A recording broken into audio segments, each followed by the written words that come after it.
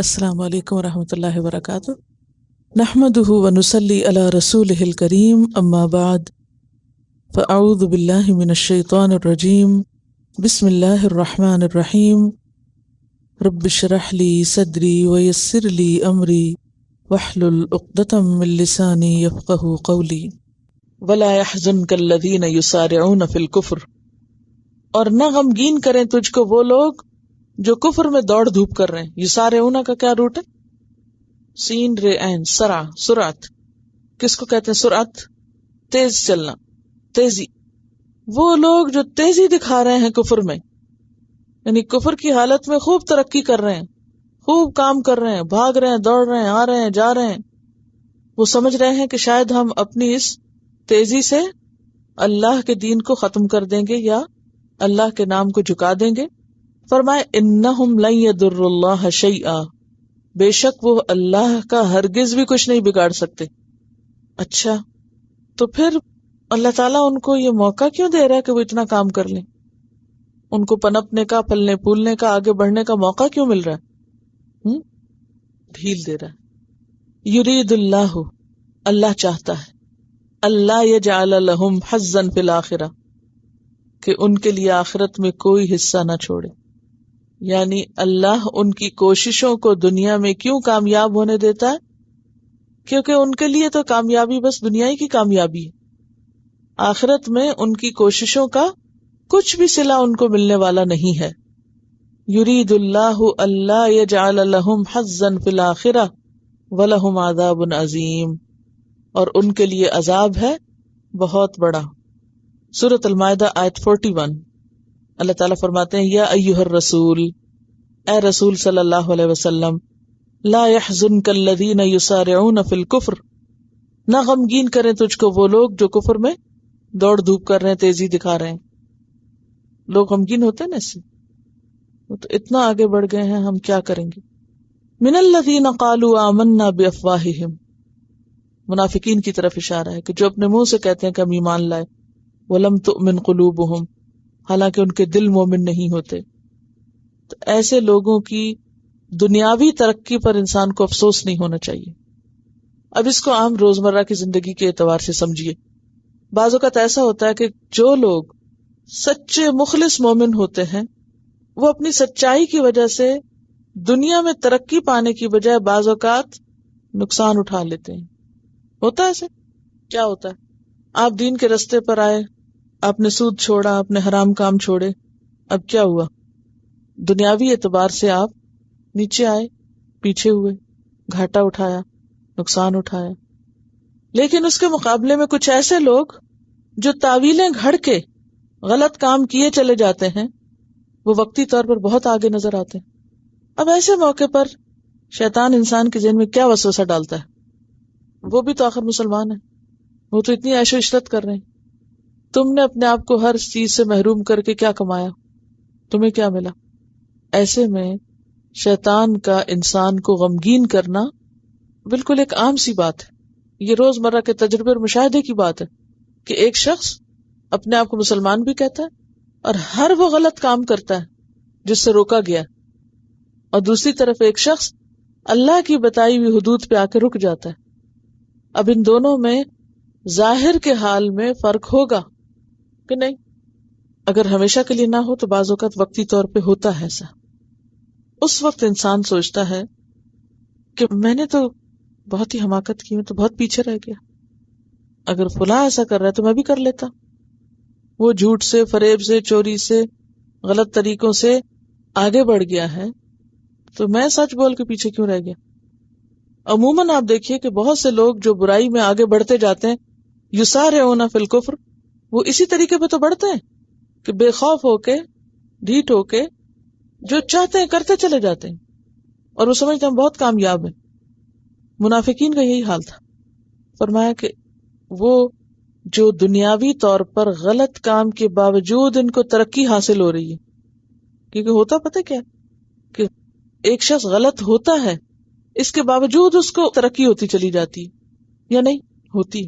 اچھا، عموماً پھر کیا ہوتا ہے؟ مصیبت یہ ہوتی ہے کہ جب ایک انسان ایک غلط رستے پر ہو اور اس میں اس کو کامیابی بھی حاصل ہوتی چلی جائے تو وہ کیا سمجھنے لگتا ہے سب ٹھیک کر رہا ہوں.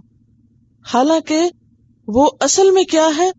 یرید اللہ اللہ یجعل لہم حظا فی الآخرہ. اللہ چاہتا ہے کہ یہ جو محنت کر رہے ہیں نا اس کا صلہ ان کو یہی مل جائے، آخرت میں ان کے لیے کچھ نہ بچے. اور عام لوگوں کو یہ بات سمجھ نہیں آتی. وہ کہتے ہیں ہم پر اللہ کا بڑا فضل ہے، تم خسارے میں ہو. صحابہ کرام، مخلص مومنین اور منافقین کے درمیان یہی فرق تھا. بظاہر دونوں مسلمان تھے. مخلص مومن دین کے لیے خرچ کر کر کے، قربانیاں کر کر کے بالکل کنگال ہو چکے تھے، دنیاوی اعتبار سے پیچھے ہو گئے تھے. اس کے برعکس منافقین نہ کسی جنگ میں جاتے، نہ اللہ کے راستے میں کچھ خرچ کرتے. ان کی ساری توجہ کس بات پر تھی؟ اپنی دنیا بنانے پر. لہذا دنیاوی اعتبار سے ان میں سے ایک آگے بڑھ کے تھا مالدار. وہ سمجھتے تھے کہ ہم درست ہیں کیونکہ ہمارے پاس مال زیادہ ہے، اور مخلص مومن وہ ٹھیک نہیں ہے کیونکہ ان کا دیکھو نا حال کیا ہو گیا.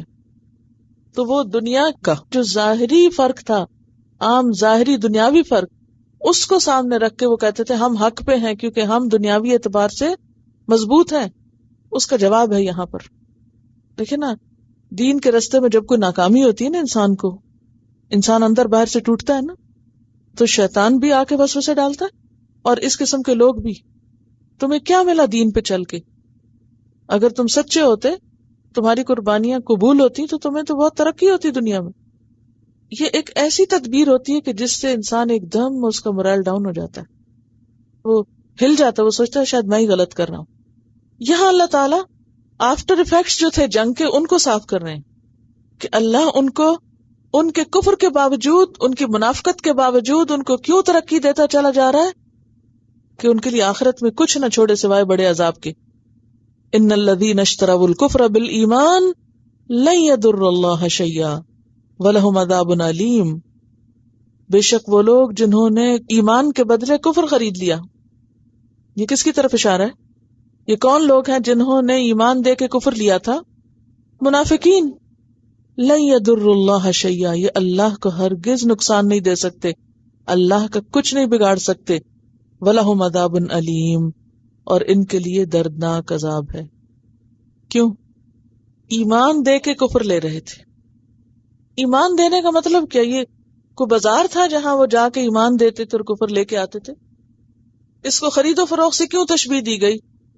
یہ اصل میں اشارہ ہے ان لوگوں کی طرف جو جنگ سے وہ عبداللہ بن ابی کے ساتھ علیحدہ ہو گئے تھے. آ کے انہوں نے اپنے گھر بار دیکھے اور اپنے امن امان سے رہے. وہ کیا سمجھ رہے تھے اس وقت؟ کہ ہم نے بڑا عقل مندی کا کام کیا ہے، اگر ہم جاتے تو ہم بھی مر جاتے، وہاں ہمارا بھی سب کچھ لٹ جاتا، شکر ہے ہم نہیں گئے. ان کے اس عمل کو اللہ تعالیٰ کس سے تعبیر کر رہے ہیں؟ کفر سے، کہ انہوں نے ایمان دے کے اپنا کفر خریدا ہے. ان کا یہ رویہ کافرانہ رویہ ہے. وہ کس منہ سے خود کو مسلمان کہتے ہیں جب انہوں نے اسلام کے لیے کوئی قربانی بھی نہیں دی؟ سمجھ گئے؟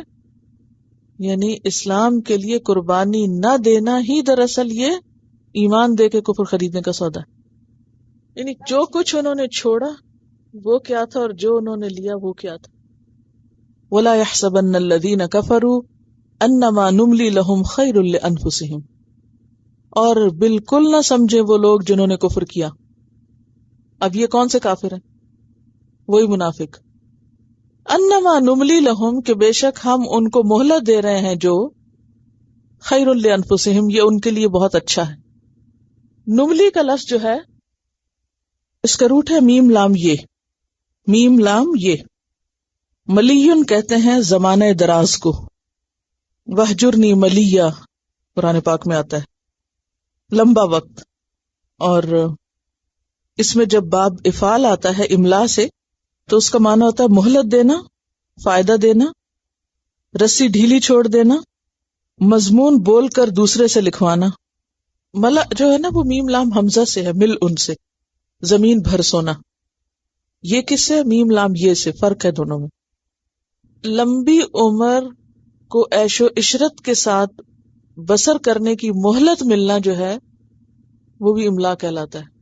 ٹھیک ہے، لمبی عمر ہو اور عیش و عشرت ہو، تو یہ جو طویل عمر کے ساتھ عیش و عشرت کرنے کی مہلت ہے اس کو املا کہتے ہیں. تو ہم جو ان کو مہلت دے رہے ہیں وہ ان کے لیے اچھا ہے. عام طور پر کیا ہوتا ہے کہ جب انسان کو عمر بھی لمبی مل جائے، صحت بھی اچھی ہو، مال و دولت بھی ہو، سہولتیں بھی ہوں، عیش و عشرت ہو، تو انسان کی اپنے بارے میں کیا سوچ بنتی ہے؟ اس قسم کی پراسپیرٹی اگر کسی کو ملے کہ عمر بھی لمبی ہو، عیش و عشرت بھی ہو، صحت ہو، ہر چیز کی فراوانی ہو، اور اس کے ساتھ یہ کہ وہ دین کے لیے بھی کچھ نہ کرتا ہو، کوئی عبادت نہیں، کوئی کچھ نہیں، تو پھر اس کو یہ جو مہلت مل جاتی ہے وہ کیا سمجھتا ہے؟ میں بہت لکی ہوں، بہت خوش قسمت ہوں، اللہ مجھ سے بہت راضی. یہ کتنا بڑا دھوکہ ہے ان کا، مس انڈرسٹینڈنگ. اللہ تعالیٰ فرماتے انما نملی لہم، یہ مہلت تو ہم ان کو اس لیے دے رہے ہیں لیزدادوا اثما، تاکہ وہ گناہوں میں اور اضافہ کر لیں اور بڑھا لیں گناہ. وَلَهُمْ عَذَابٌ مُهِينٌ، اور ان کے لیے عذاب ہے رسوا کرنے والا. یہ کتنی بڑی غلط فہمی جس کا عام لوگ شکار رہتے ہیں نا. قرآن پاک کی ایک اور آیت ہے سورۃ المومنون آیت 55. اللہ تعالیٰ فرماتے ہیں اَيَحْسَبُونَ، کیا یہ لوگ یہ سمجھتے ہیں انما نمدہم بہ من مال وبنین نسارع لہم فی الخیرات، کہ یہ جو ہم ان کو مال اور بیٹوں سے نوازتے چلے جا رہے ہیں، ہم ان کو بھلائیوں میں آگے بڑھا رہے ہیں، یعنی یہ ان کی خوش قسمتی کی علامت ہے. بل لا یشعرون، بلکہ یہ شعور نہیں رکھتے، ان کو سمجھ نہیں کہ یہ مال اور اولاد ان کے گناہوں میں اضافے کا سبب ہے. سورۃ التوبہ میں اللہ تعالیٰ فرماتے ہیں آیت 85 وَلَا تُعْجِبْكَ أَمْوَالُهُمْ وَأَوْلَادُهُمْ، ان کے مال اور اولاد تمہیں تعجب میں نہ ڈالیں. انما یرید اللہ ان یعذبہم بہا فی الدنیا، اللہ چاہتا ہے کہ وہ ان کو دنیا میں بھی ان دونوں چیزوں سے سزا دے. وتزہق انفسہم وہم کافرون، اور ان کی جانیں جائیں اس حال میں کہ وہ کافر ہیں. سورۃ القلم آیت 44-45 میں آتا ہے سنستدرجہم من حیث لا یعلمون، ہم آہستہ آہستہ گریجولی درجہ بدرجہ ان کو ایسی چیز کی طرف لے جا رہے ہیں، ایسے حال کی طرف پہنچا رہے ہیں کہ ان کو پتہ بھی نہیں. وَأُمْلِي لَهُمْ إِنَّ كَيْدِي مَتِينٌ، میں انہیں مہلت دے رہا ہوں، میری چال کا کوئی توڑ نہیں، میری تدبیر بہت زبردست ہے. انہیں پتہ بھی نہیں چلے گا، اور یہ کہاں جا پھنسیں گے؟ ایسی جگہ کہ جہاں سے واپس نہ لوٹ سکیں گے، ہمیشہ پھر پچھتاتے ہی رہیں گے، ان کے ہاتھ کچھ نہ آئے گا. آپ صلی اللہ علیہ وسلم نے فرمایا وہ شخص اچھا ہے جس کی عمر دراز ہو اور عمل اچھے ہوں، اور بدترین ہے وہ شخص جس کی عمر لمبی ہو اور اس کے عمل برے ہوں. تو پھر خلاصہ کیا ہے کلام کا، نتیجہ کیا ہے بات کا، کہ اگر کسی کی عمر لمبی ہے اور وہ زیادہ سے زیادہ نیکیاں کر رہا ہے تو وہ خوش قسمت ہے بنسبت اس کے کہ جس کی عمر لمبی ہے اور وہ غلط کام کر کے اپنی برائیوں میں اور اضافہ کر رہا ہے. آپ نے زندگی میں دو طرح کے لوگ دیکھے ہوں گے نا، کہ بعض بزرگ ایسے ہوتے ہیں، بعض بوڑھے لوگ ایسے ہوتے ہیں کہ جو اپنے بڑھاپے کو بہت خوبصورت طریقے سے استعمال کرتے ہیں. مثلا کیا کرتے ہیں؟ کسی کو دکھ تکلیف نہیں دیتے، اپنا کام خود کیا، اپنی عبادت کی، اپنا ذکر اذکار کیا، کچھ پڑھا، کوئی کسی کی مدد کی، اور اللہ اللہ خیر صلی اللہ، نہ اپنی زبان سے کسی کو دکھ دیا، نہ کسی اور طرح، نہ کسی کے لیے فتنے کا باعث بنتے ہیں، نہ ہی اور بہت زیادہ وہ معاملات میں انٹرفیئرنس کرتے ہیں، اپنی آخرت کی فکر کرتے ہیں. اور کچھ لوگوں کا حال کیا ہوتا ہے، آخر دم تک اپنے لیے تو کیا دوسروں کے لیے بھی ایک عذاب اور آزمائش بنتے رہتے ہیں، اور لوگ انتظار رکھتے ہیں کہ کس وقت یہ ہمارے سر سے اترے تو یہ فتنے ختم ہوں. انہوں نے اپنی تو کیا دوسروں کی بھی زندگی جہنم بنائی بھی ہوتی ہے، اپنی بد زبانی کی وجہ سے، بد کلامی کی وجہ سے، بد اخلاقی کی وجہ سے، اور وہ ہر آنے والے دن میں اپنے گناہوں میں اضافہ ہی کرتے چلے جاتے، آخری عمر تک نماز پڑھنے کی توفیق نہیں ہوتی. اور اب تو افسوس یہ کہ سارا وقت ایسے بزرگ ٹی وی کے آگے بیٹھے رہتے ہیں، نہ استغفار، نہ ذکر، نہ کوئی دعا، نہ تسبیح، نہ کچھ اور، نہ کسی کی خیر، نہ بھلائی، نہ کوئی کام، نہ کاج. ایسا بڑھاپا بدترین بڑھاپا ہے کہ اس بڑھاپے میں بھی انسان کو اللہ کی طرف رجوع کرنے کی توفیق نہ ہو. ظاہر ہے کہ کوئی اور آلٹرنیٹ ہے ہی نہیں، یا دیا ہی نہیں جاتا، یا پتہ ہی نہیں، جہالت میں مر رہے ہیں لوگ. اور پھر اس میں یہ ہوتا ہے نا کہ بچے بھی ساتھ بیٹھ جاتے ہیں، اور اگر کوئی بند کرے تو ادھر سے بچے ناراض، ادھر سے بزرگ ناراض، نہ انسان ادھر کا نہ ادھر کا، یا ان کے لیے کوئی بہترین چیز کا انتظام نہیں کرتے. یعنی اس میں یہ نہیں کہ صرف بزرگوں کا قصور ہوتا ہے، بعض اوقات بچوں کا بھی ہوتا ہے کہ وہ اپنی جان چھڑانے کے لیے، جیسے مائیں بچوں کو ٹی وی کے آگے بٹھا دیتی ہیں، اسی طرح ماں باپ کو بھی ٹی وی کے آگے بٹھا دیتے ہیں. یعنی بعض اوقات دنیا میں بھی انسان ایسی مثالیں دیکھ لیتا ہے. تو اس لیے کبھی بھی غلط کام کر کے انسان یہ نہ سوچے کہ اگر فوری طور پہ میری پکڑ نہیں ہوئی تو میں بچ گیا اور میں ٹھیک ہی ہوں اور میں اس میں اور زیادہ آگے بڑھوں. کیونکہ ہوتا ہے نا کہ جب انسان غلطی کرتا ہے نا اور کوئی اس کو دنیا میں پکڑ پوچھ نہیں آتی تو وہ اور شیر ہو جاتا ہے اور دلیر ہو جاتا ہے. یہی یہاں پر فرمایا انما نملی لہم لیزدادوا اسما، کہ ہم ان کو پکڑتے نہیں، ڈھیل دے دیتے ہیں، اس سے وہ اور زیادہ آگے بڑھ جاتے ہیں اور غلطی میں آگے چلے جاتے ہیں. وَلَهُمْ عَذَابٌ مُهِينٌ، اور ان کے لیے عذاب ہے رسوا کرنے والا، بے عزتی کرنے والا، اہانت آمیز، توہین آمیز. کہ بعض اوقات دنیا میں بھی برائیاں جو ہیں وہ انسان کی رسوائی کا سبب بنتی ہیں، اور آخرت تو آخرت ہے. اب غزوہ احد کی بات ہو رہی ہے اور بیچ میں یہ آیات کس لیے کہ ایک طرف مخلص مسلمانوں کا حال بتایا جا رہا ہے کہ ان کا حال یہ ہے کہ چوٹیں کھا کے پھر اٹھ کے کھڑے ہو جاتے ہیں وہی کام کرنے، اور دوسری طرف منافقین ہیں تو وہ اپنی دنیا میں مست ہیں. اور پھر یہ بات بھی تو ہے نا کہ اللہ کو چھانٹنا تھا، الگ الگ کرنا تھا، اچھے اور برے لوگوں کے درمیان تمیز کرنا تھی. ما کان اللہ لیذر المؤمنین علی ما انتم علیہ، ایسا نہ تھا کہ اللہ چھوڑ دے مومنوں کو اسی حال پر جس پر تم ہو. حتی یمیز الخبیث من الطیب، یہاں تک کہ وہ الگ الگ کر دے، چھانٹ دے خبیث کو پاک سے. یعنی دنیا میں ہی طیب اور خبیث کے درمیان فرق لانا تھا، اس کو نکھارنا تھا، الگ الگ کرنا تھا. مومن اور منافق کے بیچ میں فرق دکھانا تھا. ایک معاشرے کے اندر رہتے ہوئے بظاہر تو پتہ نہیں چلتا کہ کون سچا مومن اور کون نہیں، لیکن اس جنگ نے، اس آزمائش نے دونوں کے درمیان واضح فرق کر دیا. وَمَا كَانَ اللَّهُ لِيُطْلِعَكُمْ، اور اللہ ایسا نہیں کہ وہ مطلع کرے تم کو علی الغیب، غیب پر. یعنی اللہ تعالیٰ تمہیں غیب کی باتیں نہیں بتاتا. یعنی اللہ چاہتا تو وحی کے ذریعے بتا دیتا کہ دیکھو لوگوں فلاں فلاں منافق ہیں، فلاں فلاں مومن ہیں. تو اللہ نے اس طریقے سے نہیں بتایا، بلکہ کیا کیا، احد کا واقعہ لا کے دونوں کو نکھار کے الگ الگ کر دیا. وَلَٰكِنَّ اللَّهَ يَجْتَبِي مِن رُّسُلِهِ مَن يَشَاءُ، غیب کی باتیں تو اللہ جس کو چاہتا ہے اپنے رسولوں میں سے چن لیتا ہے اور اس کو بتاتا ہے. جیسے سورۃ الجن میں آتا ہے عالم الغیب فلا یظہر علی غیبہ احدا الا من ارتضی من رسول، کہ وہ غیب کا جاننے والا ہے، اپنے غیب پر کسی کو مطلع نہیں کرتا مگر یہ کہ رسولوں میں سے جس کو وہ چن لے. اور رسولوں کو بھی ساری غیب کی باتیں نہیں وہ بتاتا، جتنی وہ ضرورت سمجھتا اور مناسب سمجھتا ہے اتنی وہ ان کو دے دیتا ہے. اور یہ آپ کو معلوم ہے کہ نبی صلی اللہ علیہ وسلم کو منافقین کے نام بتا دیے گئے تھے، یعنی آپ کو وحی کے ذریعے بتا دیے گئے تھے، لیکن آپ نے اس کو پھر آگے نہیں کھولا. اللہ نے ایک حالات میں لوگوں کو ڈال کے ان کی منافقت کھول دی. فآمنوا باللہ ورسلہ، بس ایمان لے آؤ اللہ اور اس کے رسولوں پر. وَإِن تُؤْمِنُوا، اور اگر تم ایمان لاؤ گے، وَتَتَّقُوا، اور تقوی اختیار کرو گے، فَلَكُمْ أَجْرٌ عَظِيمٌ، تو تمہارے لیے بہت بڑا اجر ہے. ایمان لا کے تقوی اختیار کرنا اجر عظیم کا باعث ہے. یہاں پر آپ آج دیکھ رہے ہیں بار بار اجر عظیم کی بات ہو رہی ہے.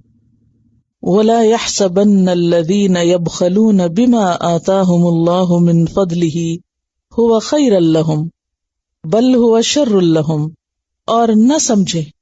اب یہ لفظ جو ہے نا لا يحسبن، نون شد والے کے ساتھ تیسری دفعہ آ رہا ہے. ویسے تو یحسب ہوتا ہے، لیکن یحسبن جب فعل کے ساتھ نون لگتا ہے اور اس پہ شد ہوتی ہے تو اس کا مطلب ہے بالکل نہ سمجھے، تاکید کے لیے آتا ہے یہ. نہ سمجھے، بالکل نہ سمجھے، قطعاً نہ سمجھے.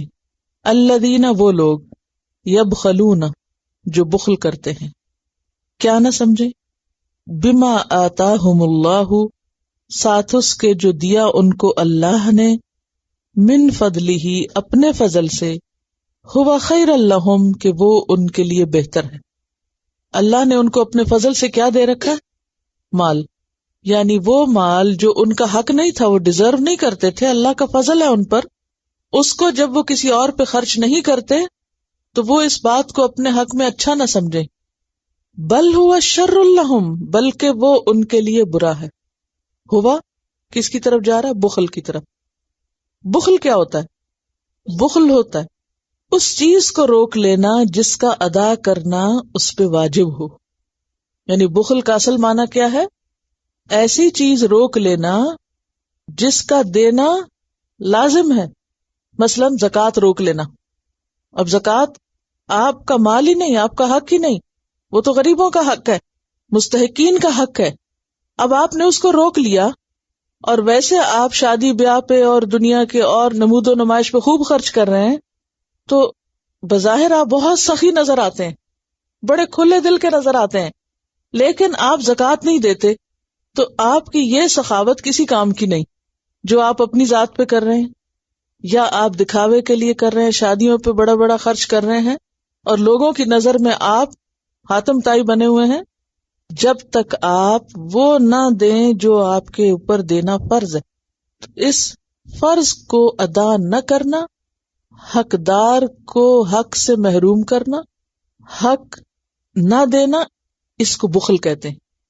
ٹھیک ہے، اس چیز کو روک لینا جس کا ادا کرنا انسان پہ واجب ہو، وہ بخل ہوتا ہے، یعنی وہاں خرچ نہ کرنا جہاں خرچ کرنا چاہیے، لازم تھا خرچ کرنا۔ تو جو لوگ اللہ کے دیے ہوئے میں سے اللہ کے مال کا حق نہیں نکالتے، بخل کرتے ہیں، وہ یہ نہ سمجھے کہ یہ بخل ان کے حق میں اچھا، بلکہ وہ ان کے لیے برا ہے۔ سَيُطَوَّقُونَ مَا بَخِلُوا بِهِ يَوْمَ الْقِيَامَةِ، ان قریب وہ طوق پہنائے جائیں گے اس چیز کا جو انہوں نے بخل کیا قیامت کے دن۔ ما بخلوا به، جس چیز کا انہوں نے بخل کیا، یعنی جو مال نہیں نکالا جو انہیں نکالنا چاہیے تھا، اسی مال کا طوق بنے گا قیامت کے دن۔ جو طوق ان کو پہنایا جائے گا وہ کس چیز کا ہوگا؟ اس روکے ہوئے مال کا۔ سیطوقون، توئے واوقاف، طوق، طوق کیا ہوتا ہے؟ گلوبند۔ وَلِلَّهِ مِيرَاثُ السَّمَاوَاتِ وَالْأَرْضِ، اور اللہ کے لیے ہے میراث آسمانوں اور زمین کی۔ میراث جو چیز بعد میں چھوڑ دی جائے، وراثت میں ملنے والا مال۔ اب آپ دیکھیے کہ وراثت والا مال کیا ہوتا ہے؟ ہر مال مال وراثت ہی ہے۔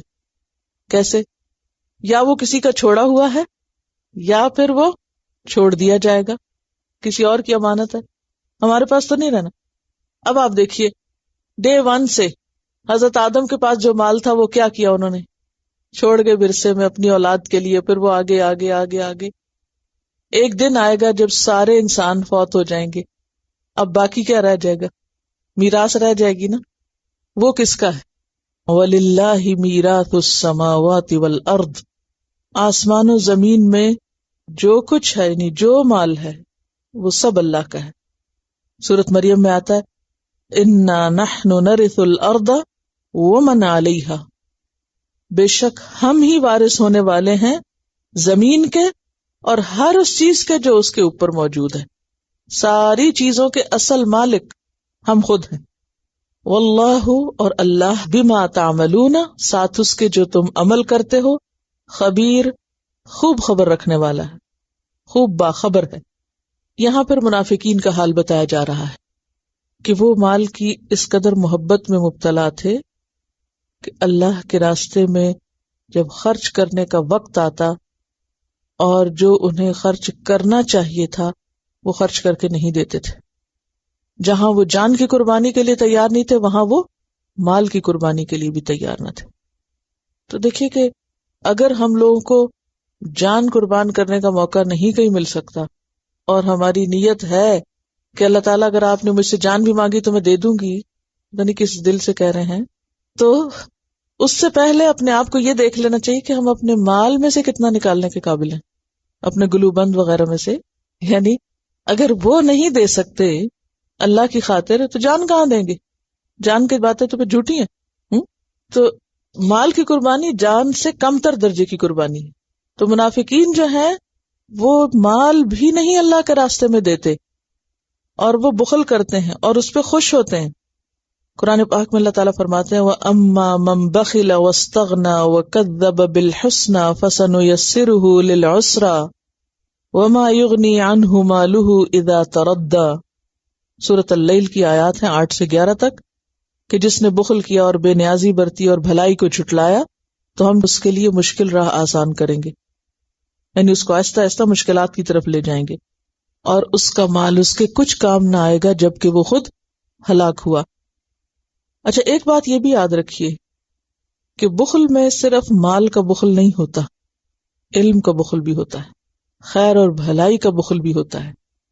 وہ مما رزقناہم ینفقون کے اپوزٹ جو کچھ ہوگی، یعنی جو ہم نے ان کو دیا اس میں سے ان کو خرچ کرنا ہے. اور جو شخص نعمت پا کے صرف اپنی ذات تک محدود کر لے، کسی دوسرے تک نہ پہنچنے دے، تو وہ سب پھر بخل ہی کی قسم میں آ جاتا ہے. تو بخل کا لفظ کہ اصل معنی تو وہی ہے کہ جہاں دینا چاہیے اور جو دینا چاہیے وہ نہ دے، اور پھر بخل عام معنوں میں بھی استعمال ہونے لگا. یعنی ضروری نہیں کہ صرف زکوٰۃ کو روکنا بلکہ کسی بھی خیر کو روکنا بخل ہے. حضرت ابو ہریرہ سے روایت ہے، رسول اللہ صلی اللہ علیہ وسلم نے فرمایا، جس کو اللہ نے مال دیا اور اس نے اس کی زکوٰۃ نہ دی تو قیامت کے دن اس کے مال کو ایسے سانپ کی شکل پہ کر دیا جائے گا جو گنجا ہوگا، اس کی آنکھوں پہ 2 سیاہ دھبے ہوں گے. قیامت کے دن وہ سانپ زکوٰۃ نہ دینے والے کی گردن کا طوق بن جائے گا، یعنی اس کے گرد لپٹ جائے گا جیسے گلو بند ہو، اور اس کی دونوں باچھیں پکڑ کر کہے گا، میں تیرا مال ہوں، میں تیرا خزانہ ہوں. اس کے بعد آپ نے یہی آیت تلاوت کی، لا يحسبن الذين يبخلون بما آتاهم الله من فضله هو خير لهم بل هو شر لهم، آخر تک. یہ بخاری کی روایت ہے. بخاری اور مسلم کی ایک اور روایت بھی ہے حضرت ابو ذر سے کہ آپ صلی اللہ علیہ وسلم نے فرمایا، جو آدمی بھی ایسا ہو کہ اس کے پاس اونٹ، گائے، بھینس، بکریاں ہوں اور وہ ان کا فرض ادا نہ کرے، کیا؟ زکوٰۃ نہ دے، تو قیامت کے دن یہ جانور بہت ہی بڑی جسامت اور فربہی کے ساتھ سامنے آئیں گے، موٹے موٹے بن کے آئیں گے. اونٹ اپنے موزوں سے اس کو روندیں گے، اونٹ اپنے موزوں سے یعنی پاؤں سے، کھر سے اس کو روندیں گے. گائے بکریاں اس کو سینگوں سے ماریں گی. جب پچھلی قطار روندتی ہوئی اور مارتی ہوئی اس پر سے گزر جائے گی تو پہلی قطار پھر آ پہنچے گی. یہ روندنے اور مارنے کا سلسلہ اس وقت تک جاری رہے گا جب تک لوگوں کے درمیان فیصلہ نہ کر دیا جائے. یہ بخاری اور مسلم 2 کتابوں کی حدیث ہے، متفق علیہ روایت ہے کہ اونٹ، گائے، بکری، بھینس وہ سب کیا کریں گے؟ قیامت کے دن بہت موٹے ہو کر آئیں گے اور اس شخص کے اوپر سے گزریں گے. کبھی زندگی میں اتفاق ہوا ہو کسی گلی سے گزرتے ہوئے بھینس یا بکری کو دیکھنے کا، یا کبھی وہ آپ کے پیچھے دوڑی ہو، تصور سے بھی آپ گر پڑے کہ اگر کوئی بھینس، گائے آپ کی طرف دوڑ کے آ رہی ہو مارنے کے لیے، کبھی خواب میں بھی آپ دیکھیں تو کیا حال ہوتا ہے، کس قدر خوف زدہ کرنے والی چیز ہے. تو وہ لوگ جو زکوٰۃ نہیں دیتے ان جانوروں کی، قیامت کے دن یہ جانور موٹے تازے ہو کر لائن بنا کے آئیں گے، گزریں گے اس شخص کو روندتے ہوئے، وہ گزر کے واپس چلے جائیں گے اور دوسری لائن آ جائے گی، وہ فارغ ہوں گے تو پیچھے سے ایک اور لائن بنی ہوئی، یعنی لائن قطار آتے جائیں گے، روندتے جائیں گے. اور یہ سب ہوتا رہے گا اس دن جو حشر کا دن ہے، جس کی مدت 50,000 سال ہے. اور حدیث میں واضح طور پر آتا ہے یا پھر اس کو جنت میں بھیج دیا جائے گا بعد میں، یا دوزخ میں بھیج دیا جائے گا. اب آپ سوچ رہے ہو کہ جنت میں کیسے چلا جائے گا وہ جس نے اتنا بڑا جرم کیا؟ ہو سکتا ہے کہ اس کے پاس باقی اعمال اتنے ہوں، نامہ اعمال بھاری ہو اور وہ ان کی وجہ سے جنت میں پہنچ جائے، لیکن حشر کا سارا عرصہ یہی سزا بھگتتا رہے گا. اسی طرح قرآن پاک کی ایک اور آیت سے پتہ چلتا ہے کہ یہ سونا چاندی گولڈ پلیٹس بن جائیں گی، میٹلک پلیٹس بن جائیں گی، اور پھر وہ جہنم کی آگ میں تپا تپا کے اس کے چہرے اور اس کے پہلوؤں اور اس کی پیٹھ کے اوپر اس سے داغا جائے گا، جیسے گرم استری ہوتی ہے. کبھی گرم استری لگی ہوگی یا کوئی گرم برتن ہاتھ پہ تھوڑی دیر کے لیے ٹچ کر جائے تو کئی دن تک سکن جو ہے وہ جلتی رہتی ہے. تو یہ مال جس کو لوگ بچا بچا کے رکھتے ہیں اور اس میں سے اللہ کا حق نہیں نکالتے، بندوں تک نہیں اس کو لے کے جاتے، ان کا مال ان کے ساتھ یہ سب کچھ کرنے والا ہے۔ نبی صلی اللہ علیہ وسلم نے فرمایا، جو شخص محتاج رشتہ دار کے سوال کرنے پر اسے نہ دے، یعنی ضرورت مند ہے، رشتہ دار ہے اور اسے نہ دے، اس کی بھی یہ سزا ہوگی کہ سانپ اس کے گلے کا ہار بن جائے گا۔ اور پھر اللہ تعالیٰ فرماتے ہیں اللہ کو تمہارے مال کی کوئی ضرورت نہیں۔ کیوں؟ وَلِلَّهِ مِيرَاثُ السَّمَاوَاتِ وَالْأَرْضِ، یہ تم سب جو اپنے لیے اکٹھا کر رہے ہو نا، یہ چھوڑ کے مرو گے، اور کل جب تم سب مر جاؤ گے تو کیا ہوگا؟ تمہارا یہ مال کس کام کا؟ وَمَا يُغْنِي عَنْهُ مَالُهُ إِذَا تَرَدَّى، اس کا مال اس کے کسی کام نہ آئے گا جبکہ وہ خود ہلاک ہو جائے گا، پیچھے ہی چھوڑ جائے گا۔ کبھی انسان کو اتنی سی بات سمجھ آ جائے نا کہ جو اس کے پاس ہے وہ سب اس سے چھن جائے گا، دوسروں کے پاس چلا جائے گا۔ زندگی میں انسان کو کبھی اچھا نہ لگے کہ اس کا مال دوسروں کے پاس چلا جائے گا، حتیٰ کہ آپ اگر کسی کو تحفہ دینا اور وہ تحفہ کسی اور نے پہنا ہو تو وہ بھی اچھا نہیں لگتا، یا نہیں؟ مثلا آپ نے کسی کو تحفہ دیا، آپ کا کیا دل تھا کہ وہ پہنے، اس نے کسی اور کو دے دیا، تو اب آپ نے کسی اور کو پہنے ہوئے دیکھا تو آپ کو کیا فیل ہوتا ہے؟ ایک دفعہ میرے ساتھ ایسے ہوا تھا، میں نے کسی کو بہت ہی اپنی دل کی کوئی چیز دی تھی، اور ابھی اس نے میرے خیال اس کو ہاتھ نہیں لگایا، تو کسی نے اس سے شاید مانگ لیا ہوگا یا کیا ہوا بہرحال، تو دوسرے کے پاس میں نے دیکھا، تو جب میں نے دیکھا تو تھوڑی دیر کے لیے میرے دل کو تکلیف ہوئی۔ پھر میں نے سوچا کہ میں نے تو جب دے دیا تو بس دے دیا، مجھے اس سے کیا، مجھے تو اللہ سے اجر چاہیے، مجھے اس بندے سے تھوڑی چاہیے کہ وہی ضرور اس کو استعمال کرے۔ لیکن ایک انسانی نفسیات ہے نا کہ انسان کیا چاہتا ہے کہ جو چیز اس کی پیاری ہے وہ یا تو اس کے اپنے پاس رہے یا اس کے پیاروں کے پاس رہے، ان پیاروں سے بھی آگے کہیں اور نہ جائے، یعنی اتنا حریص ہوتا ہے انسان اپنے مال کے بارے میں۔ تو کبھی انسان سوچے کہ جس کو ہم اتنا سنبھال رہے ہیں وہ تو ہمارے ہاتھوں سے چلا جائے گا، تو اللہ کے پاس جانا ہے، کیوں نہ اللہ کے خزانوں میں اپنے ہاتھ سے دے کے جائیں۔ پھر فرمایا لقد سمع اللہ قول الذین قالوا ان اللہ فقیر ونحن اغنیاء، اللہ نے سن لی بات ان لوگوں کی جنہوں نے کہا کہ بے شک اللہ فقیر ہے اور ہم امیر ہیں۔ اللہ تعالیٰ فرماتے ہیں سنکتب ما قالوا، ہم ضرور لکھ لیں گے جو یہ کہہ رہے ہیں، ان کی باتیں ہم لکھ رہے ہیں۔ وقتلہم الانبیاء، اور ان کا انبیاء کو قتل کرنا بھی لکھے ہوئے، ان کے کرتوت بھی ہم نے لکھے ہوئے، بغیر حق، جو انہوں نے ناحق قتل کیا تھا۔ وَنَقُولُ ذُوقُوا عَذَابَ الْحَرِيقِ، اور ہم کہیں گے چکھو عذاب جلنے کا عذاب چکھو۔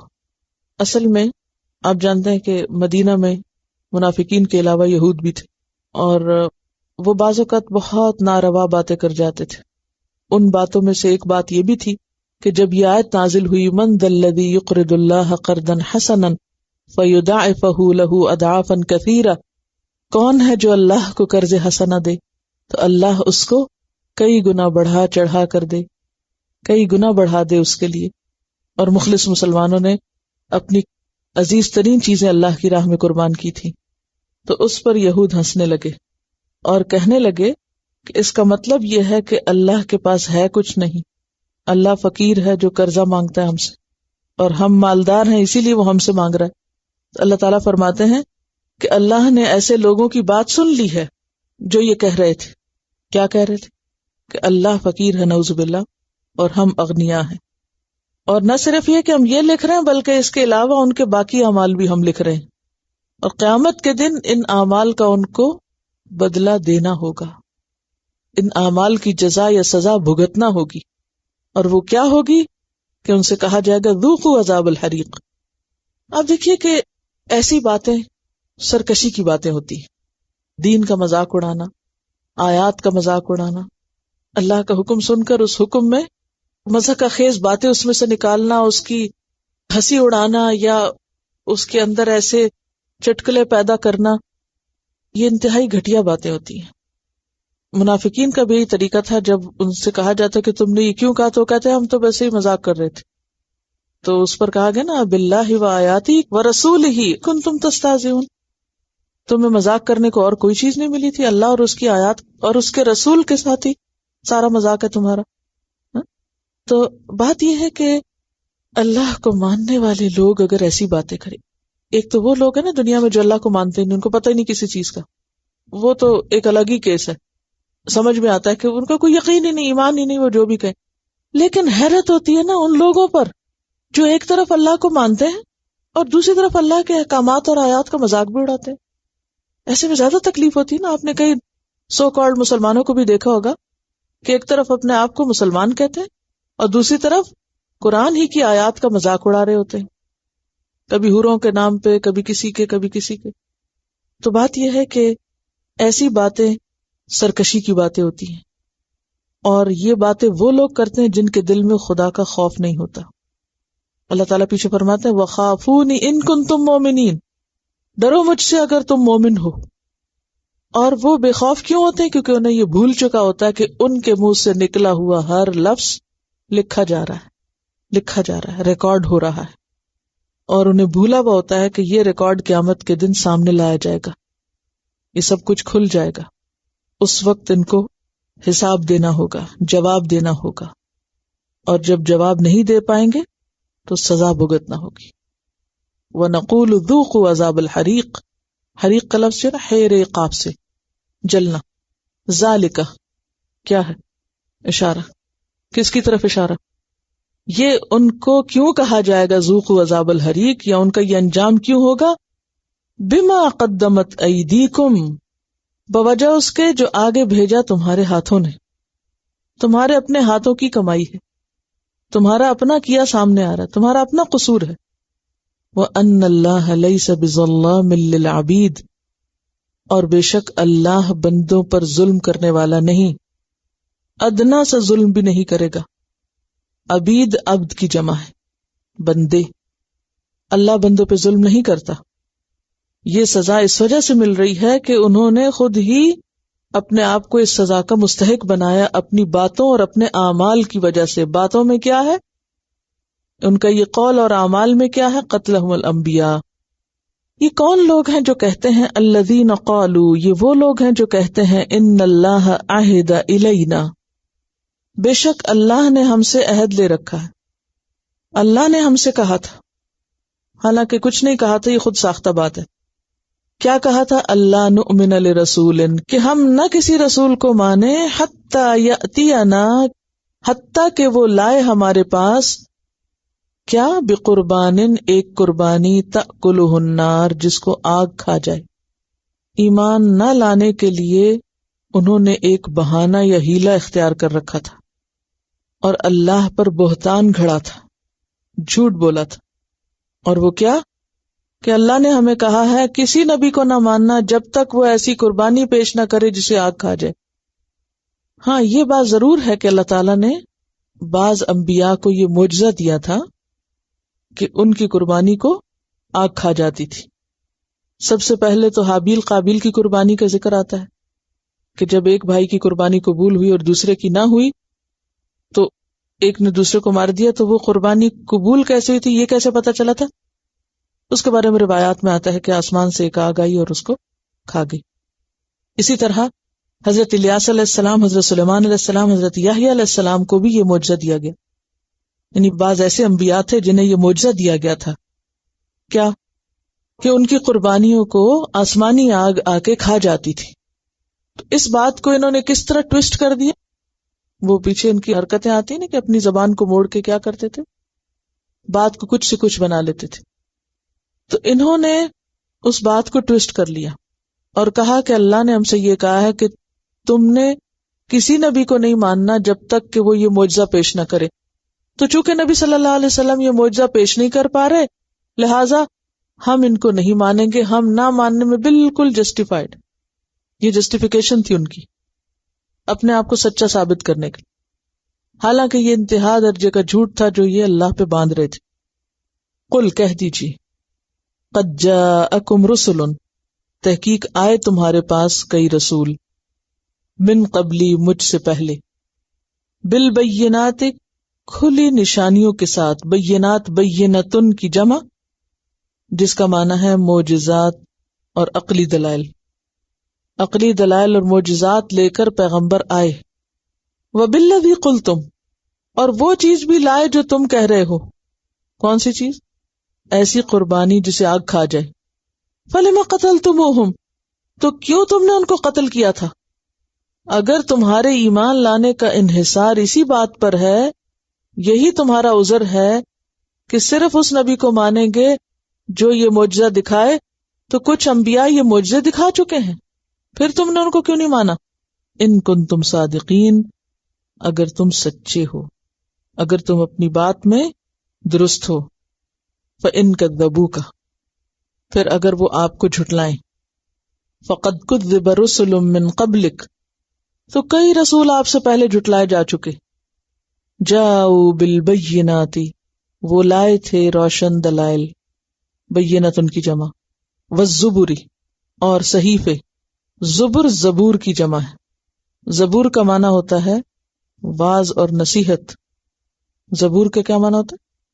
واعظ اور نصیحت. زبر اس کی جمع. تو ایسا صحیفہ، ایسی کتاب جس میں لوگوں کے لیے کوئی نصیحت کا پیغام ہو. تو پچھلے انبیاء کیا لائے تھے؟ واعظ و نصیحت پر مبنی صحیفے لائے تھے. والکتاب المنیر، اور روشن کتاب لائے تھے. اشارہ ہے تورات اور انجیل کی طرف. نبی صلی اللہ علیہ وسلم کو تسلی دی جا رہی ہے کہ آپ ان کی باتوں پر پریشان نہ ہوں، ان کے جھٹلانے پر پریشان نہ ہوں. اگر یہ آپ کو جھٹلا رہے تو یہ کوئی نئی بات نہیں، یہ تو اس سے پہلے بھی بہت سے پیغمبروں کو جھٹلا چکے، اور ایسا نہیں تھا کہ وہ پیغمبر معجزات پیش نہیں کر سکے تھے. انہوں نے معجزے پیش کیے، صحیفے دکھائے، روشن کتاب پیش کی، لیکن انہوں نے ایک نہ مانی. نہ کوئی دلیل، نہ کوئی معجزہ، اور نہ ہی کوئی نشانی، اور نہ کوئی قربانی. جس ہٹ درمی پہ یہ قائم تھے اسی پہ قائم رہے.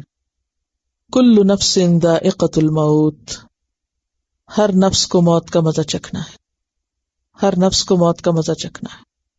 وَإِنَّمَا تُوَفَّوْنَ أُجُورَكُمْ يَوْمَ الْقِيَامَةِ، اور بے شک تم سب کو پورا پورا بدلہ دیا جانا ہے تمہارے کاموں کا قیامت کے دن. بے شک تم سب اپنے اجر پورے کے پورے دیے جاؤ گے یوم القیامہ کو. توفون کا لفظ جو ہے واو فے یہ سے ہے، وفا. وفا کس کو کہتے ہیں؟ پورا پورا دینا. پیچھے کہیں پڑھا؟ کیا پڑھا؟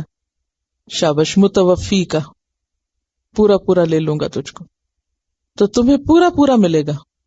اس سے ایک اور بات بھی پتہ چلتی ہے کہ اگر کسی کو اس کی نیکی کی کوئی جزا دنیا میں ملتی بھی ہے تو وہ جزوی ہے، پوری نہیں. یعنی نیکی کرنے والے کو اس کا بدلہ ملتا ہے دنیا میں بھی اور آخرت میں بھی. لیکن دنیا میں اگر انسان کو کچھ حسنہ ملتی ہے، کوئی بھلائی ملتی ہے، تو وہ عموماً تھوڑی سی ہوتی ہے یا پارٹ آف اٹ ہوتا ہے، پوری بھلائی نہیں ہوتی.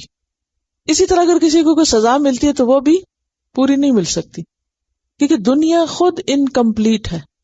یہاں نہ کمپلیٹ جزا ہے نہ سزا ہے. کمپلیٹ جزا، پوری پوری جزا، پوری پوری سزا صرف آخرت میں. تو گویا دنیا کی جزا اور سزا جو بھی انسان کو ملتی ہے، سزا بھی ملتی ہے نا. کل ہی آپ نے پڑھا کیا کہ جو بھی مصیبت تم پر آتی ہے وہ اپنے ہاتھوں کی کمائی سے آتی. کہیں نہ کہیں تمہاری اپنی غلطی ہوتی، کوئی بیماری ہو یا کوئی اور تکلیف ہو، یعنی انسان کی اپنی کوتاہی بھی اس میں شامل ہوتی ہے. ٹھیک ہے، لیکن سزا ہو یا جزا جو دنیا میں ہے وہ تھوڑی ایک جھلک ہے بس. کیونکہ وہ شخص جس کو ساری زندگی میں ہر طرح کی نعمت ملی ہوگی، قیامت کے دن کی ایک سزا کی جھلک دیکھ کے کیا کہے گا؟ میں نے خدا کی قسم کوئی راحت پائی ہی نہیں. اور اسی طرح دنیا میں سب سے زیادہ تکلیف والا شخص قیامت کے دن جنت کا ایک نظارہ اور ایک جھلک دیکھ کے کیا کہے گا؟ میں نے تو کوئی تکلیف کبھی دیکھی نہیں. تو دنیا کی تکلیفیں بھی کیا ہیں؟ جزوی، نہ ہونے کے برابر. اور دنیا کی خوشیاں بھی کیا ہیں؟ عارضی، نہ ہونے کے برابر. اس سے یہ بھی پتہ چلتا ہے کہ قبر میں بھی سزا اور جزا ہوگی. کیونکہ بعض لوگ کہتے ہیں نا اگر سزا جزا آخرت میں ہوگی تو پھر قبر میں کیوں سزا جزا ہوگی؟ کبھی سنی آپ نے یہ بات کہ فیصلہ تو قیامت کے دن ہوگا، قبر میں کیوں سزا ہوگی؟ تو بھائی جیسے فیصلہ تو آخرت میں ہوگا، دنیا میں کیوں سزا مل جاتی بندے کو؟ جیسے دنیا میں بعض انسان کے برے اعمال کی پکڑ ہو جاتی ہے، ایسے ہی قبر میں بھی آخرت کے آنے سے پہلے جزا اور سزا کا تصور موجود ہے اور ملتی ہے، لیکن ہر شخص کو اصل بدلہ قیامت کے دن ہی ملے گا۔ فمن زحزح عن النار، تو جو آگ سے دور کر دیا گیا، بچا دیا گیا، کیا روٹ ہے اس کا؟ زح پیچھے گزرا، وما هو بمزحزحہ، تو جو آگ سے دور کر دیا گیا، بچا لیا گیا، وادخل الجنۃ، اور جنت میں داخل کر دیا گیا، فقد فاز، پس تحقیق وہ کامیاب ہو گیا۔ فاز کا روٹ ہے فا واؤزا، فوز، وادخل الجنۃ، اور وہ جنت میں داخل کر دیا گیا، فقد فاز، تو وہ کامیاب ہو گیا۔ اب آپ دیکھیں اصل کامیابی کیا ہے؟ آگ سے بچ کے جنت میں جانا، کیونکہ کچھ لوگ ایسے ہوں گے جو آگ میں سے گزر کے جنت میں جائیں گے، صحیح حدیث سے پتہ چلتا ہے، اور نبی صلی اللہ علیہ وسلم ان کی شفاعت کریں گے اور پھر ان کو جہنم سے نکلوائیں گے، اور کچھ خوش قسمت آگ کی ایک جھلک پائے بغیر سیدھے جنت میں جائیں گے۔ تو یہ ہے وہ اصل کامیابی جس کی طرف یہاں اشارہ کیا جا رہا ہے۔ وَمَا الْحَيَاةُ الدُّنْيَا، اور نہیں دنیا کی زندگی، إِلَّا مَتَاعُ الْغُرُورِ، مگر سامان دھوکے کا۔ دنیا کی زندگی متاع غرور ہے، غرور کا روٹ غین رے ہے، باطل کو کہتے ہیں، اور متاع کیا ہے؟ فائدہ اٹھانے کی چیز۔ دنیا بس وقتی فائدے کی چیز ہے، اصل کامیابی آخرت کی کامیابی ہے، اور اس کی کامیابی ہے جو آگ میں جائے بغیر سیدھا جنت میں چلا جائے، آگ سے بچا لیا جائے۔ لیکن انسان کا حال کیا ہے؟ بل تؤثرون الحیات الدنیا والآخرۃ خیر وابقی، بلکہ تم دنیا کی زندگی کو ترجیح دیتے ہو، حالانکہ آخرت بہتر بھی ہے اور ہمیشہ باقی رہنے والی۔ سورۃ القصص میں اللہ تعالیٰ فرماتے ہیں، آیت نمبر 60، وَمَا أُوتِيتُم مِّن شَيْءٍ فَمَتَاعُ الْحَيَاةِ الدُّنْيَا، تو جو بھی تم دنیا کا سامان دیے گئے ہو، کچھ بھی، تو وہ دنیا کی زندگی کا فائدہ ہے، وَزِينَتُهَا، اور اس کی زینت، وَمَا عِندَ اللَّهِ خَيْرٌ وَأَبْقَىٰ، اور جو اللہ کے پاس ہے وہ بہتر بھی ہے اور ہمیشہ باقی رہنے والا بھی۔ ایک حدیث سے آپ صلی اللہ علیہ وسلم نے اس بات کو سمجھایا تھا کہ اگر کوئی سمندر میں ایک انگلی ڈبو کے نکال کے دیکھے تو دنیا آخرت کے مقابلے میں ایسی ہی ہے جیسے اس سمندر کے مقابلے میں انگلی کو لگنے والا پانی۔ اب دیکھیں کہ ایک انگلی اگر آپ کبھی گئے ہو سمندر پہ، اس میں ڈبو کے نکالنے کیا لگے گا؟ زیادہ سے زیادہ اس کے ساتھ کیا آئے گا؟ ایک قطرہ آئے گا، اور اس کے مقابلے میں سمندر ہے۔ آخرت تو اصل جگہ ہے، اور اس کے مقابلے میں دنیا میں کتنی بھی راحتیں انسان پالے وہ وقتی ہیں، دھوکے کا سامان۔ تو یہاں کیا بتایا جا رہا ہے کہ ہر شخص کو موت کا ذائقہ چکھنا ہے، پھر قیامت آنی، قیامت کے دن انسان کو سارے اعمال کا پورا بدلہ ملنا ہے۔ اس دن کچھ لوگ کامیاب ہوں گے اور کچھ ناکام ہوں گے۔ کامیاب وہ ہوگا جس کو آگ سے بچا لیا گیا، جو جنت میں داخل کیا گیا، اور دنیا کی زندگی دھوکے کے سامان کے سوا کچھ بھی نہیں۔ کیسے ہے دھوکہ؟ یہ کیا دھوکہ ہے؟ ہمیں سمجھ نہیں آتی نا اس دھوکے کی، اس لیے پوچھ رہی ہوں۔ ہم دھوکہ نہیں سمجھتے اس کو، حقیقت تو آخرت۔ اس میں آپ دیکھیے کہ چونکہ کئی آیات سے جنگ احد پر ہی تبصرہ چل رہا تھا، تو ترتیب وار واقعات آ رہے تھے، اور یہاں پر آخر میں واقعات کا آخری حصہ یعنی جو شہادت اور شہیدوں سے متعلق تھا اس پر بات کی گئی، اور پھر ان کے اگلے انجام کے بارے میں بتایا گیا کہ وہ کس قدر کامیاب لوگ ہیں اور وہاں ان کی کیفیات کیا ہیں۔ پر اس میں خاص طور پر جو بہت خوبصورت بات ہے وہ یہ کہ وہاں جا کر بھی ان کی خوشی اس بات پر ہے کہ ہمارے پیچھے ہمارے عزیز دوست اور ہمارے پیارے ہمارے ہی راہوں پر ہیں، اور وہ بھی انہی رستوں سے چل کر ہمارے پاس آ کے ملنے والے ہیں۔ اس سے ان کی جو مشن کے ساتھ کمٹمنٹ ہے اور جو ان کی محبتوں کا معیار ہے اور مرکز ہے وہ سمجھ میں آتا ہے کہ ان کی خوشی کس بات میں تھی۔ مومن کی حقیقی خوشی کس چیز میں ہوتی ہے؟ کہ وہ اپنے رب کے ساتھ سچا ہو، اور جو اس کے ساتھی ہیں اور جو اس کی اولاد ہے اور جو اس کے بعد آنے والے ہیں وہ بھی اسی مشن کے ساتھ سچے ہوں۔ تو وہ بیچ میں کیا چیز ہے جو ان کے درمیان محبت کا ذریعہ ہے اور وہ خوشی کا سبب ہے کہ وہ جو ابھی ان سے نہیں آ کے ملے وہ بعد میں آئیں گے، لیکن وہ بھی یہی کچھ کر رہے ہیں اور یہیں پر ہی پہنچیں گے. یعنی جو نعمت ہمیں ملی ہے وہ ان کو بھی ملے گی. اس سے ان کے دلوں کی وسعت کا بھی اندازہ ہوتا ہے کہ کتنے وسیع دل کے مالک. عام طور پر ہمیں اگر کوئی خیر دین یا دنیا کی مل جائے تو ہم کیا چاہتے ہیں؟ کسی اور کی طرف نہ جائے وہ صرف ہمارے حصے میں رہے. لیکن یہاں وہ اس مقام پہ پہنچے اور خود بھی خوش ہو رہے ہیں اور بعد میں آنے والوں کی بھی خوشی ان کو حاصل ہے، اور اپنے حال کے بارے میں بھی ان کو بتا رہے ہیں. اللہ تعالیٰ سے چاہتے ہیں کہ جس خوشی میں وہ ہیں وہ ان تک بھی پہنچا دی جائے جو پیچھے رہ گئے ہیں. اور پھر اس کے بعد آپ دیکھیے کہ پھر مشن کے ساتھ کمٹمنٹ ہی کی بات ہے کہ الذین استجابوا للہ والرسول. اوپر خوشی کی بات ہے ان کی، اور دوسری طرف جو پیچھے رہنے والے ان کے حال کی بات ہے کہ وہ کس قدر کمیٹڈ لوگ ہیں، کہ انتہائی یعنی آپ دیکھیے کہ کسی کا پتہ کب چلتا ہے؟ جب وہ دکھ اور تکلیف کے حالت میں ہوتا ہے، اور اس وقت اس کا ری ایکشن کیا ہوتا ہے، کہ اس کی پرائرٹی کیا ہے. عام حالات میں دین کا کام کرنا یا دین والا بن جانا یا دیندار ہونا ٹھیک ہے، یہ بھی اچھی بات ہے، لیکن بیماری میں، دکھ میں، تکلیف میں، پریشانی میں اپنا کام نہ چھوڑنا، اپنے مشن سے ادھر ادھر نہ ہونا، یہ اصل کام ہے جو کرنے کا، اور جو یہاں سے پتہ چل رہا ہے کہ الذین استجابوا للہ والرسول من بعد ما اصابہم القرح. دکھ اٹھا کے، تکلیف اٹھا کے، نقصان اٹھا کے پھر انسان جمع رہے، وہی دراصل اللہ کا پسندیدہ بندہ ہے.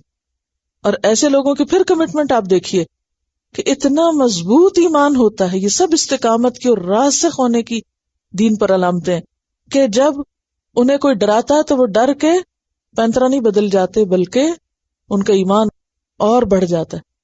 ہمارے ہاں آج کل کیا ہو رہا ہے؟ مسلمانوں نے کیا طریقہ اختیار کیا ہوا ہے؟ ایمان کی کمی کی وجہ سے جب کوئی ڈرنے کی خبر سنتے ہیں تو کیا کرتے ہیں؟ دین چھوڑنا شروع کر دیتے. جیسے 9/11 کا واقعہ تو لوگوں نے حجاب اتار دیے، یا آنکھیں جو کلرڈ لینزز لگا دیے، بالوں کو رنگ لیا، یعنی اسیمولیٹ ہونے کی کوشش، جی کو پتہ نہ چلے، اور ہم یعنی انسانوں کو خوش کر کے انسانوں کا فیور حاصل کرنے کی کوشش. ناموں میں سے محمد نکال دیا. پہلے تو وہ آخرت کا فائدہ اٹھانا تھا، برکت.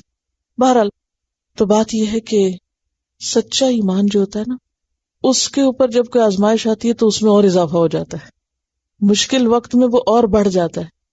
اور جو کچا ایمان ہوتا ہے وہ اور کم ہو جاتا ہے.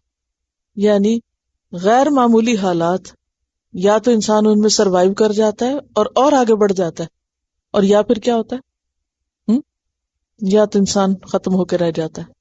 دیکھیں، احتیاط اپنی جگہ ہے، لیکن اس کا یہ مطلب نہیں ہے کہ انسان خوف زدہ ہو کے اپنے دین کو چھوڑ جائے، مشن سے کمٹمنٹ چھوڑ جائے. ٹھیک ہے نا؟ یعنی اس میں توکل کا معنی آپ کو پہلے بتایا تھا، خذوا حذرکم، پھر تزودوا، پھر وہ تمام تدبیریں اپنی جگہ ہیں، لیکن اس کا یہ مطلب نہیں کہ انسان اپنے فرائض سے اور اپنے دین کے جو بنیادی کام ہیں ان سے بھی جائے اور چھوڑ کے بیٹھ جائے. پھر اس کے بعد آپ دیکھیے کہ اللہ تعالیٰ نے ان کو کیا وعدہ کیا کہ تم نے جو کچھ کیا ہے اس کی وجہ سے اللہ کی رضامندی حاصل ہو گئی، کیونکہ بندہ مومن کی سب سے بڑی معراج کیا ہوتی ہے؟ وہ اللہ کی رضا حاصل کرے. پھر کیا بتایا کہ یہ خوف اور یہ ساری چیزیں کس وجہ سے ہوتی ہیں؟ شیطان کے ساتھیوں کی ڈالی ہوئی ہوتی ہیں. یعنی انسان کی جب کمپنی ایسی ہوتی ہے، لوگ اس کے آس پاس ایسے ہوتے ہیں جو اس طرح کی باتیں کرتے ہیں اور جو اللہ کے مقابلے میں دوسری چیزوں کی قوت کو بڑھا چڑھا کے بیان کرتے ہیں، تو ان کی باتوں کی وجہ سے انسان خوفزدہ ہوتا ہے. دیکھیں نا، انما ذالکم الشیطان یخوف اولیاءہ، کہ انسان جب شیطانوں سے دوستی کرتا ہے تو پھر ان کے اثرات قبول ہوتے. آپ دیکھیں کہ ایسا کیا نہیں ہوتا، یہ بالکل فطری سی بات ہے. آپ جس طرح کے لوگوں میں بیٹھ جائیں نا، جس ماحول میں، آپ کی ویسی سوچ بننے لگتی. اگر آپ شیطانی ماحول میں بیٹھے تو وہی رنگ چڑھے گا، اور اگر ایمانی ماحول میں بیٹھے تو وہی رنگ چڑھے گا. تو اسی لیے اولیاء کا لفظ آیا نا. پھر اس کے بعد دین کے کام میں جب کوئی ناکامی ہوتی ہے تو اس وقت عموماً انسان کے دل میں کیا خیال آتا ہے کہ جو لوگ دین چھوڑ کے دنیا کی طرف بھاگ دوڑ رہے ہیں وہ تو بہت ترقی کر رہے ہیں. اس کے بارے میں بتا دیا گیا کہ نہیں، تو اپنے مشن سے غداری نہ کرنا. کیونکہ آج بھی بچوں کا سوال یہ ہوتا ہے نا کہ وہ لوگ تو اللہ کو نہیں مانتے، یا جو لوگ دین کی طرف نہیں ہیں وہ تو اتنا آگے جا رہے ہیں دنیا میں، اور دین والے ہی کیوں پیچھے ہیں، اللہ تعالیٰ دین والوں کی مدد کیوں نہیں کرتا.